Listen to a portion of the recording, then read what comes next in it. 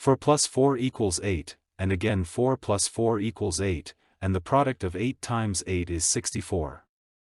But this answer is wrong because we haven't paid attention to the PEMDAS rule. PEMDAS is a rule I use to know what part of a math expression to solve first. It helps me do calculations in the right order so the answer doesn't get mixed up. First I do parentheses, then exponents, then multiplication and division from left to right, and finally addition and subtraction from left to right. According to the PEMDAS rule, we first solve the parentheses, where 4 plus 4 equals 8. The expression then becomes 4 plus 4 times 8.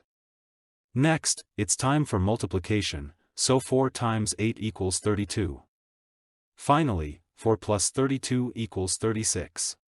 If you enjoyed this video, please give it a thumbs up and subscribe to the channel for more content like this.